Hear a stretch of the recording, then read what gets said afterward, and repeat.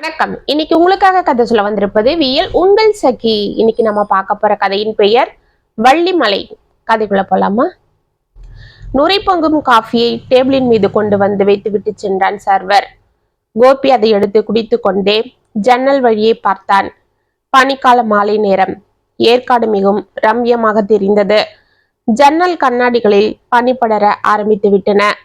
அந்த அறையின் உள்ளே மெலிதாக இளையராஜா இட் ஒலித்துக் கொண்டிருக்க அதன் இனிமையோடு சேர்ந்து சூடாக காஃபி குடித்தபடி ஜன்னலின் வழியே அந்த இயற்கையை ரசித்துக் கொண்டிருந்தான் கோபி. ஆனால் அதற்கு இடைஞ்சல் செய்வது போல் பக்கத்தில் ஏதோ கிசுகிசுவென பேசும் சத்தமும் இளம் பெண்ணின் சிரிப்பு சத்தமும் தொடர்ந்து கேட்டுக்கொண்டிருக்க கோபி சற்று எரிச்சலோடு திரும்பி பார்த்தான். அந்த ஃபேமிலி ரூமில் 3 டேபிள்கள் மட்டும்தான் இருந்தது. அதில் ஒன்றில் அந்த காதல் ஜோடிகள் அமர்ந்து கொண்டு தங்களுக்குள் பேசி சிரித்துக் கொண்டிருந்தனர். அந்த அறையில் அவர்களோடு சேர்த்து கோபி மட்டும்தான் அமர்ந்திருந்தாலும் அவர்கள் அவனை பெரிதாக கண்டு கொள்வதாகவே தெரியவில்லை. சத்தம் போட்டே பேச ஆரம்பித்து விட்டனர். ஏய், என்னடா இப்பவே லேட் ஆயிடுச்சு. இனி நம்ம அங்க போயிட்டு வீட்டுக்கு போறதுக்குள்ள டைம் ஆகிடும்.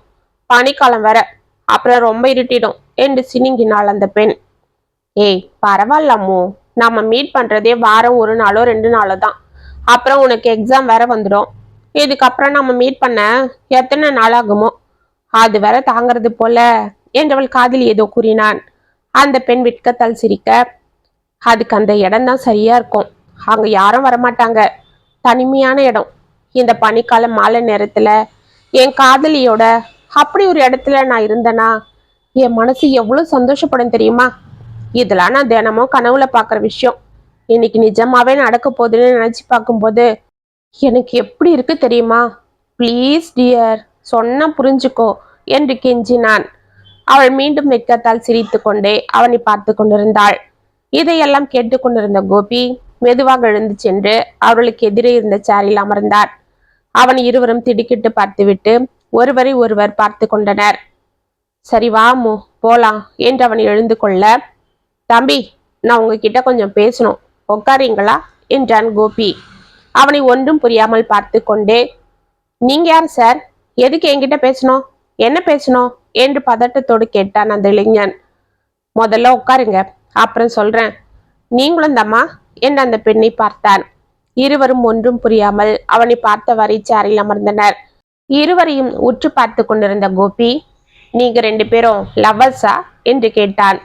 அவனை திடுக்கிட்டு பார்த்த இளைஞன், ஆமா, இப்ப அதுக்கு என்ன என்று திமிராக கேட்டான்.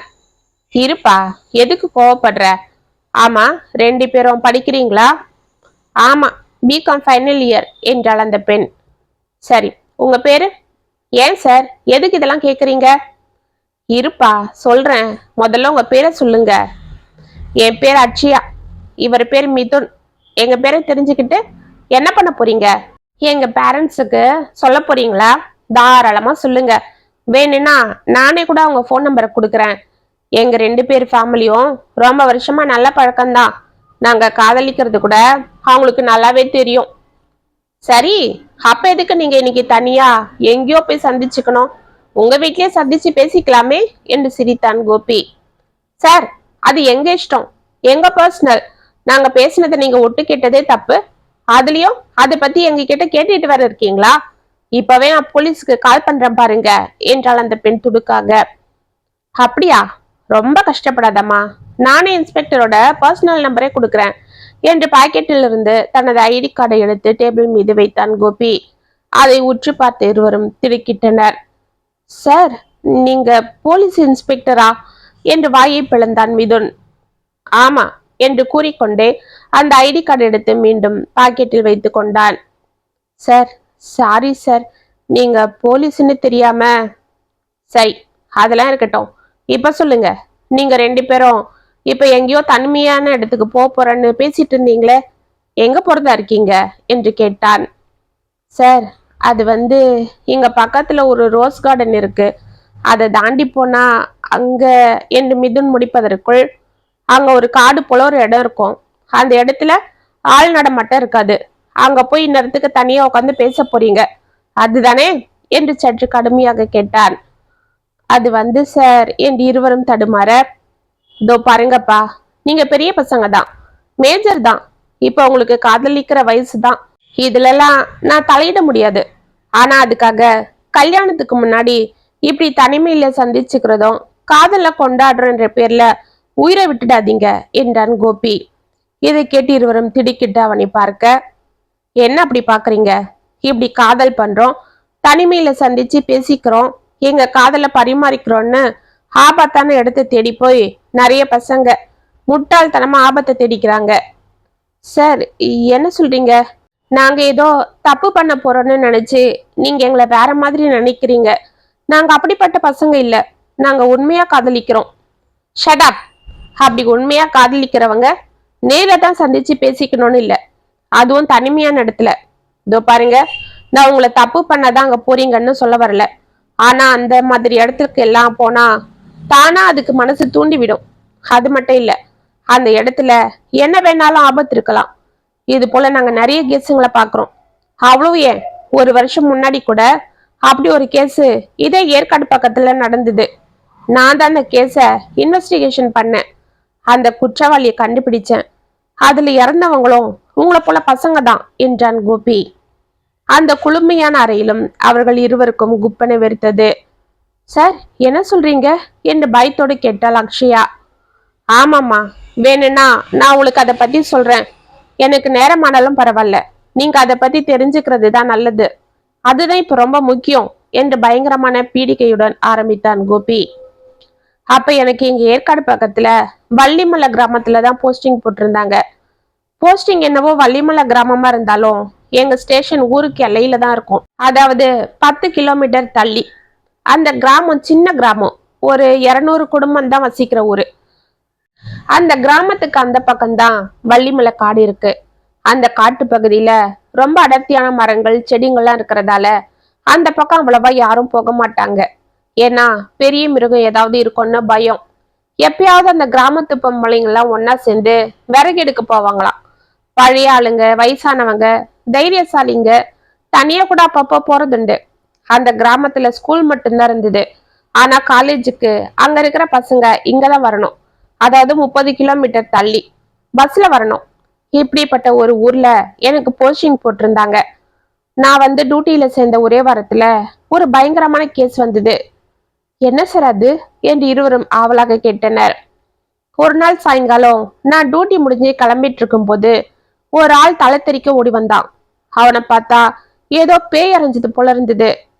ஏப்பா, யாரு நீ, ஏன் இப்படி ஓடி வர என்று கான்ஸ்டபிள் விசாரிக்க, ஐயா, நான் இந்த வள்ளிமலை கிராமத்தை சேர்ந்தவங்க. இன்னைக்கு காலையில விறகெடுக்க நானும் என் தம்பியும் போனோங்க. அப்ப அப்ப என்று திக்கினான் அந்த இளைஞன்.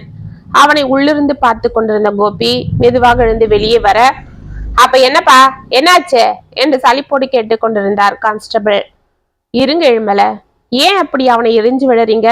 உங்களை போல ஆளுங்களால தான் பொதுமக்கள் எதனா குற்றங்களை பார்த்தாலும் சொல்ல பயந்துகிட்டு அமைதியா இருந்துடுறாங்க என்று கூறிய கோபி, தம்பி, உங்க பேர் என்ன என்று அந்த இளைஞனை பார்த்து கேட்டான். சார், என் பேரு பாலு. நான் இந்த கிராமத்துல தான் இருக்கிறேன் ஐயா. மெயின் ரோட்டாண்ட டீ கடை நடத்திட்டு இருக்கிறேன். இன்னைக்கு நானும் என் தம்பியும் கடைக்கு விறகெடுக்க காட்டுக்குள்ள போனோம். சரி, அப்ப அங்க என்ன நடந்தது? ஏன் இப்படி பயப்படுறீங்க? முதல்ல இப்படி உட்காருங்க, வாங்க என்று அங்கிருந்த பெஞ்சில் அவனை அமர வைத்தான். அதில் பதட்டத்தோடு அமர்ந்த பாலு, ஐயா, அங்க நாங்க ஒரு நாயை பார்த்தோம் என்றான். யோ, உனக்கு எங்களை பார்த்தா எப்படி தெரியுது என்று ஏழுமலை கோபத்தோடு கேட்க, இருங்க ஏழுமலை என்று அவரை மிரட்டிய கோபி திரும்பி பாலுவை உற்று பார்த்தான். என்னப்பா, ஒரு நாயை பார்த்துட்டு இப்படி நடுங்குற? நீ பயப்படுறத பார்த்துட்டு நான் கூட புலியோ யானையோ உன்னை துரத்தி இருக்கோம் இல்லை நினைச்சேன் என்றான். ஐயா, அது இல்லையா, அந்த நாய் வாயில ஒரு கை இருந்தது. எனது கையா என்று அலறினார் கான்ஸ்டபிள்.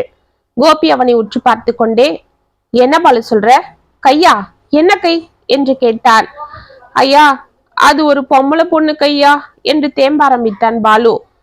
சரி சரி, ஓகே, கொஞ்சம் ரிலாக்ஸ் ஆகுங்க.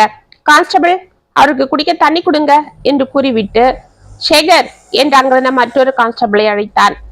சார் என்று அவன் வந்து நிற்க, இவர் சொல்றத பார்த்தா கேஸ் ஏதோ பெருசா தெரியுது.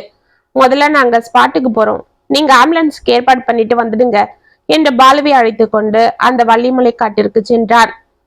சார், அங்க அந்த பொண்ணோட கைய நீங்க பாத்தீங்களா? யாரு சார் அவங்க? அங்க என்ன நடந்தது என்று அவளாக கேட்டான் மிதுன். சொல்றேன்.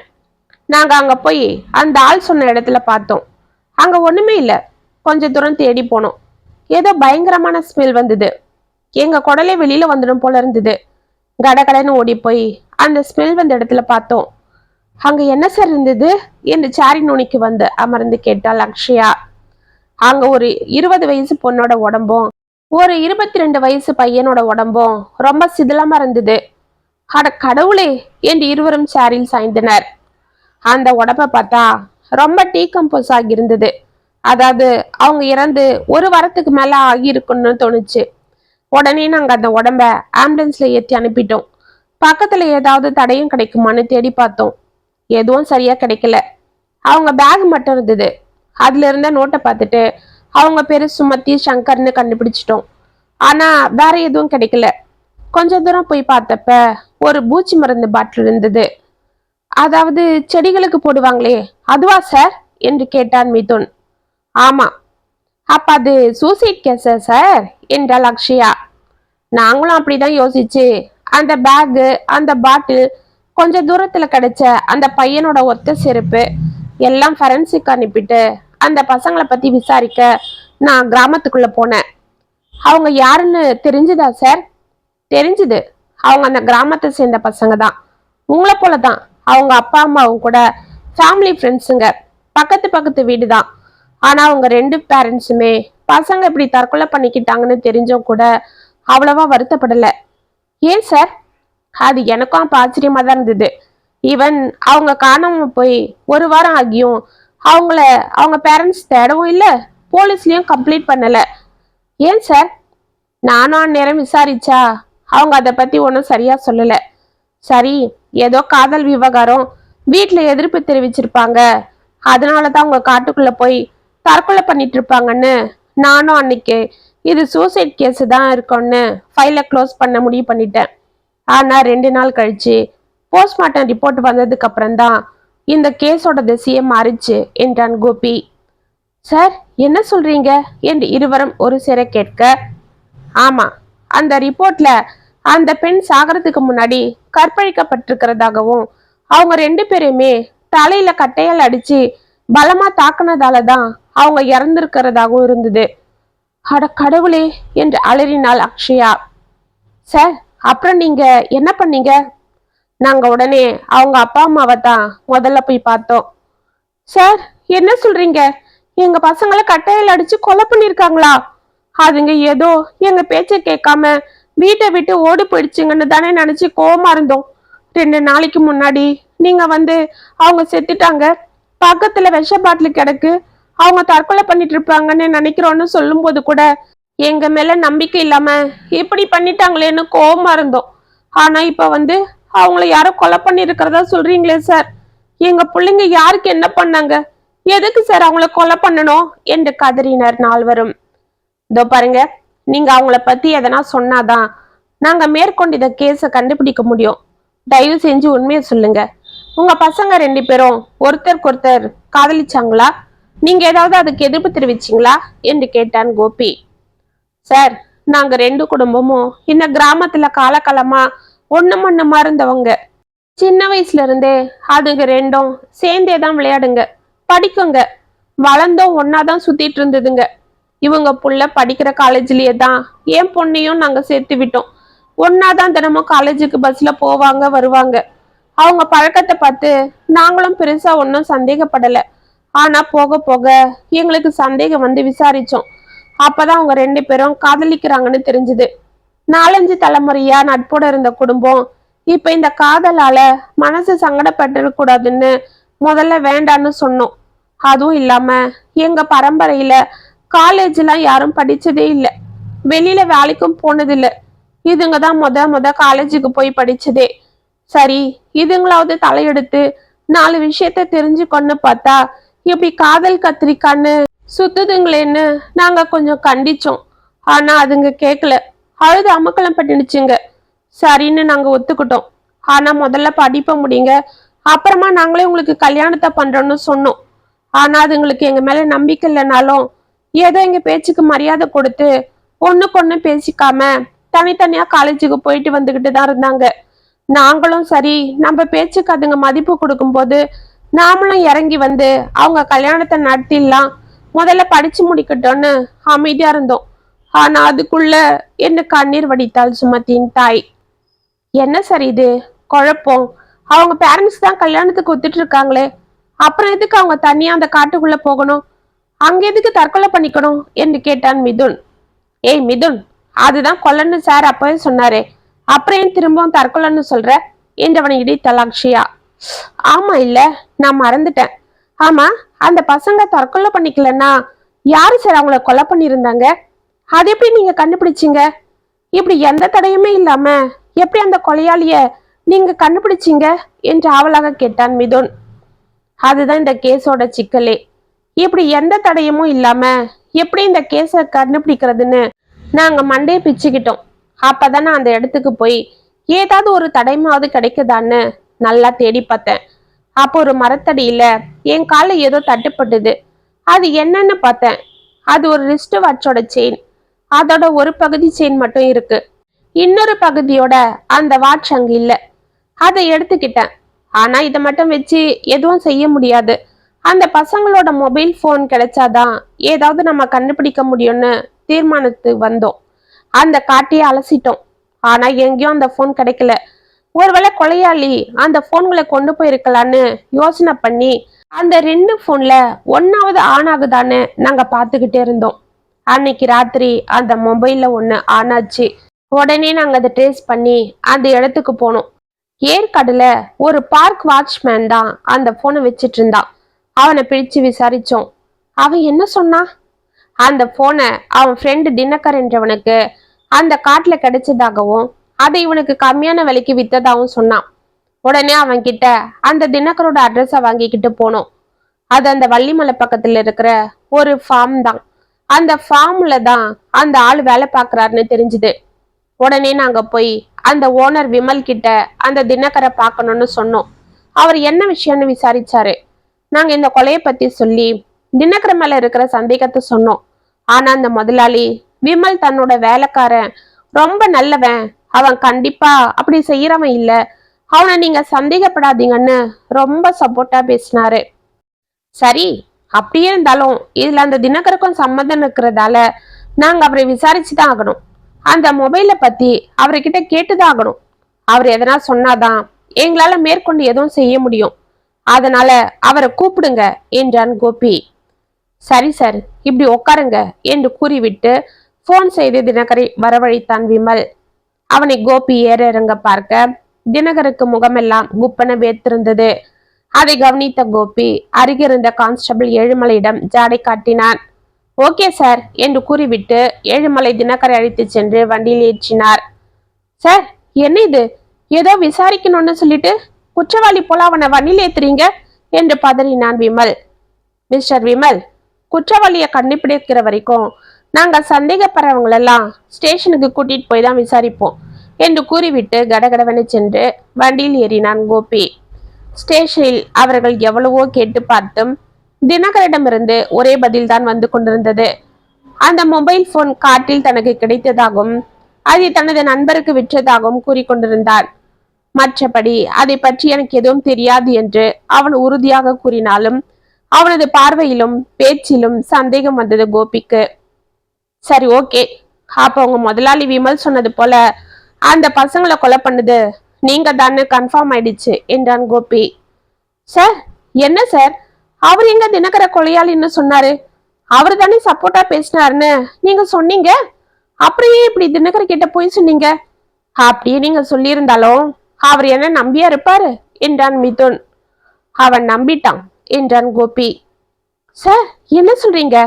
நம்பிட்டானா? அப்ப அவன் தான் கொலையாளியா? இல்ல மிதுன், ஆனா அவன் கொலையாளிக்கு உடந்தையா இருந்திருக்கான். அதோட அந்த பொண்ணை கற்பழிச்சவங்கல்ல இவனும் ஒருத்தன். சார், என்ன சொல்றீங்க என்று இருவரும் அலற, நான் உங்க முதலாளி தான் உன்னை காமிச்சு கொடுத்தாருன்னு சொன்னதும் அவனுக்கு ஆத்திரம் பொத்துக்கிட்டு வந்துடுச்சு. அட பாவி, செய்யறதெல்லாம் செஞ்சுட்டு பழைய தூக்கி என் மேல போட்டானா படுபாவி என்று கத்தினான் தினகர். சார், என்ன சார், அந்த விமலா கொலையாளி? அது எப்படி நீங்க கண்டுபிடிச்சு கரெக்டா அந்த தினகர் கிட்ட பேசி உண்மையை வாங்கினீங்க என்று கேட்டான் மிதுன். நாங்க அந்த ஃபார்ம் ஹவுஸுக்கு போகும்போது அங்க நிறைய பூச்சி மருந்து பாட்டில் பார்த்தேன். அதாவது அந்த பசங்க கொலையாகி இருந்த இடத்துல கிடைச்ச அதே போல மருந்து பாட்டில்கள் தான். நான் அந்த விமல் கிட்ட பேசும்போது அவரோட கைய பார்த்தேன். அந்த ரிஸ்ட் வாட்ச்ல ஒரு பக்கம் செயின் மட்டும் பளபளப்பா மின்னிட்டு இருந்தது. அதாவது புதுசா மாத்துறது போல இருந்தது. ஆனா ஒரு பக்கம் செயின் பழசா இருந்தது. அது மட்டும் இல்லாம அங்க ஒரு மூலையில ஒரு செருப்பையும் கவனிச்சேன். அதாவது அன்னைக்கு கொலை நடந்த இடத்துல நாங்க கண்டுபிடிச்சு எடுத்த அந்த ஒத்த செருப்போட ஜோடி. அப்ப அது அந்த பையனோடது இல்லையா? இல்ல மிதுன், அது அந்த விமலோடது தான். அப்படியா? ஆமா. அப்ப அந்த பசங்களை இவங்க ஏன் கொலை பண்ணாங்க? அதைத்தான் நான் அந்த தினகர் விசாரிச்சேன். அப்பதான் அவன் நடந்ததெல்லாம் சொன்னான். சார், நான் விமல் கிட்ட வேலைக்கு சேர்ந்ததுல இருந்து அவருக்கு ரொம்ப விசுவாசமா உழைச்சிட்டு இருப்பேன். அதனால அவருக்கு என் மேல கொஞ்சம் பிரியம் அதிகம். எனக்கு நிறைய சலுகை எல்லாம் கொடுப்பாரு. நான் பெரும்பாலும் இந்த ஃபேமிலியை தான் தங்கிடுவேன். எனக்குன்னு யாரும் இல்லை சார். ஆனா வாரம் ஒரு நாள் மட்டும் அந்த கிராமத்துல இருக்கிற என்னோட ஃப்ரெண்டை பார்க்க அங்க போவேன். அப்ப அந்த காட்டு வழியா தான் போவேன். அப்படி ஒரு நாள் நான் போகும்போது அங்க ஒரு பொண்ணோட பையனும் உட்காந்து பேசிட்டு இருந்ததை பார்த்தேன். அந்த பொண்ணை பார்த்தா நல்லா அழகா இருந்தா. இந்நேரத்துக்கு அதுவும் ஒரு பையன் கூட இங்க என்ன பண்றான்னு ஒளிஞ்சு நின்னு அவங்க என்ன பேசிக்கிறாங்கன்னு பார்த்தேன். அப்பதான், என்ன சங்கர், எதுக்கு இந்த இடத்துக்கு என்ன கூட்டிட்டு வந்த? இந்த பக்கம் யாரும் அவ்வளவா போக மாட்டாங்களே. சின்ன வயசுல இருந்து நம்மள இந்த பக்கமெல்லாம் போக கூடாதுன்னு அம்மா எல்லாம் சொல்லுவாங்க இல்ல என்று செல்லமாக கோபித்து கொண்டாள் சுமதி. அட நீ வேற, அப்ப நம்ம சின்ன பசங்க, அதுக்காக அப்படி பயம் காட்டி வச்சிருந்தாங்க. இப்ப என்ன நம்ம சின்ன குழந்தைங்களா? சொல்லு, இங்க என்ன இருக்கு? ஒன்னும் இல்ல. ஏன் பயப்படுற? நான் தான் இருக்கேன் இல்ல. சரி, அதுக்காக இந்நேரத்துக்கு எதுக்கு இங்க வரணும்? அதுவும் காலேஜுக்கு போகாம? என்ன செய்யறது, நம்ம வீட்டுல நம்ம கல்யாணத்துக்கு ஒத்துக்கிட்டாலும் எனக்கு என்னவோ அவங்க மேல நம்பிக்கை இல்லை. நம்ம படிப்பை முடிச்சதும் கண்டிப்பா உன்னை அவனுக்காவது கட்டி கொடுத்துட்டு என்னை எங்க வீட்டுல வெளியூருக்கு வேலைக்கு அனுப்பிடுவாங்க. ஆமா சங்கர், என்னதான் அவங்க ஃப்ரெண்ட்ஸுங்களா பழகினாலும் இந்த ஜாதி வெறி அவங்கள விடாது என்றால் சுமதி சலிப்போடு. அதுக்கு தான் நான் என்ன சொல்றேன்னா, நம்ம எக்ஸாமை முடிச்சதும் இவங்க கிட்ட சொல்லாம ஊரை விட்டு ஓடிடணும். இவங்க கல்யாணம் பண்ணுவாங்கன்னு காத்திருந்தா கண்டிப்பா ஏமாந்துதான் போவோம். அதுக்காக தான் நான் இன்னைக்கு உன்னை இங்க கூட்டிட்டு வந்தேன். நான் சொல்றத போல நீ செய் சுமதி என்று கெஞ்சினான். ஆனா அந்த பொண்ணு அதுக்கு ஒத்துக்கல. அப்புறம் ரொம்ப நேரம் கழிச்சு ஒத்துக்குச்சு. அப்புறம் அவங்க ரொம்ப நெருக்கமா உட்காந்து பேச ஆரம்பிச்சிட்டாங்க. நான் அப்புறமா அங்கிருந்து வந்துட்டேன். எங்க விமலையா கிட்ட நடந்ததெல்லாம் சொன்னேன். பாருங்க சார், அந்த கிராமத்தாளுங்க ரொம்ப கட்டுப்பாடானவங்க. அங்கேயும் பசங்க இந்த மாதிரி துணிச்சலா நடந்துக்கிறாங்க என்று தினகர் கூற விமலுக்கு ஆச்சரியமா இருந்தது. அப்படியா? அது யாரு, எனக்கு காட்டுன்னு ரொம்ப அவலா கேட்டாரு. நானும் அவர் அங்க கூட்டிட்டு போனேன். அவருக்கு அந்த பொண்ணை பார்த்ததும் ஆசை வந்துடுச்சு. உடனே அங்க போய் அந்த பசங்களை மிரட்டினாரு. அவங்க பயந்து அங்கிருந்து போக பார்த்தாங்க. ஆனா விமல் ஐயா அங்கிருந்த கட்டி எடுத்து அந்த பையன் தலையில நல்லா அடிச்சிட்டாரு. அவன் மயங்கி விழுந்துட்டான். அவன் தலையில ரத்தம். இத பார்த்து நான் பயந்துட்டேன். அந்த பொண்ணு அழ ஆரம்பிச்சிட்டா. சார், என்ன இது, ஏன் இப்படி பண்ணீங்க என்று அலறினான் தினகர். ஏய் சும்மா இருடா, நாமளும் தான் இந்த ஃபார்ம்ல எத்தனை நாளைக்கு தான் தனிமையிலேயே பிரம்மச்சாரி வாழ்க்கை நடத்துறது. இன்னைக்கு அந்த பொண்ணை அனுபவிக்கலாம் வா. பாரு அவ எவ்வளவு அழகா இருக்கான்னு சொல்லிக்கிட்டு அவகிட்ட போனாரு. ஆனா அந்த பொண்ணு அவரை பிடிச்சி தள்ளிட்டு ஓடினான். ஆனாலும் அவளை பிடிச்சி கீழே தள்ளி அவர் ஆசையை தீர்த்துக்கிட்டாரு. அதை பார்த்து என் மனசும் சஞ்சலப்பட்டு நானும் என் அமைதியாக இருந்தான் தினகர். நீயும் மிருகங்களா என்று அவனை பலார் என்று அறைந்தார் ஏழுமலை. ஏழுமலை, கொஞ்சம் இருங்க, முழுசா விசாரிப்போம், அப்புறம் இருக்கு இவனுக்கு என்ற கோபி. ஏய் சொல்லுடா, அப்புறம் என்ன பண்ணீங்க என்று கத்தினான். அப்புறம் அந்த பொண்ணை அனுபவிச்சுட்டு அவளையும் தலையில அடிச்சு போட்டாரு எங்க விமலையா. அந்த பொண்ணு அழுதுகிட்டு இருந்தது. அதுக்குள்ள அந்த பையன் கண்ணை முழிச்சு மெதுவா வந்து அந்த பொண்ணு எடுத்து மடியில போட்டுக்கிட்டு அழுதான். அந்த பொண்ணு வலியில துடிச்சு அவன் மடியிலேயே செத்து போயிடுச்சு. அந்த பையன் கோவத்துல ஆவேசமா எழுந்தான். அதுக்குள்ள எங்க ஐயா திரும்ப அவனை அடிச்சதுல அவனும் செத்துட்டான். உடனே அவங்க போனை எடுத்து என்கிட்ட கொடுத்து இதை கொண்டு போய் நம்ம ஃபார்ம்ல வச்சுட்டு அப்படியே அங்க இருக்கிற பூச்சி மருந்தல் பாட்டில கொண்டு வந்து சொன்னாரு. நான் ஏன்னு கேட்டேன். அப்பதான்டா இவங்க தற்கொலை பண்ணிட்டு செத்தது போல இருக்கும்னு சொன்னாரு. அவங்க தலையில அடிபட்டு இருக்கேன்னு கேட்டேன். அதெல்லாம் காலையில விடியறதுக்குள்ள காட்டு மிருங்க தின்னுடும், ரத்த வடிக்காதுங்க விடாதுங்கன்னு சொன்னாரு. நானும் அவரு சொன்னது போல மருந்து பாட்டில கொண்டு வந்து அங்க போட்டேன். அப்பதான் அவரோட வாட்ச காணோன்னு தேடிட்டு இருந்தாரு. அது ஒரு மரத்தடியில கிடந்தது. ஆனா அதுல ஒரு பக்கம் செயினை காணும். அந்த பொண்ணை துரத்துனப்ப அந்த பொண்ணு அவரு கைய தட்டி விட்டா. அந்த தள்ளு முள்ளுல அது உடஞ்சி விழுந்திருக்கு. அதை எடுத்துக்கிட்டு நாங்க அங்கிருந்து போயிட்டோம். இத பத்தி யாருக்கிட்டையும் சொல்லாத, நான் உனக்கு நிறைய பணம் தரேன்னு சொன்னாரு. ஆனா இன்னைக்கு நீங்க கண்டுபிடிச்சதும் என்னைய மாட்டி விட்டுட்டாரா என்று ஆத்திரப்பட்டான் தினகர். அவன் ஒன்னும் சொல்லலடா, நான் தான் உன்னை இப்படி மடக்கி கேட்டேன். இல்லனா உன் வாயில இதெல்லாம் வந்திருக்குமா என்று அவனை அறிந்தான் கோபி. அதுக்கப்புறம் அவங்களை பிடிச்சு தண்டனை வாங்கி கொடுத்தோம். இதுக்குதான் சொல்றேன், காதலிங்க, நான் அதை தப்புன்னு சொல்ல வரல. ஆனா பெத்தவங்களுக்கு தெரியாம இப்படி கண்ட இடத்துல சுத்துறது, தனிமையான இடத்துல உல்லாசமா இருக்க போறதெல்லாம் தப்புப்பா.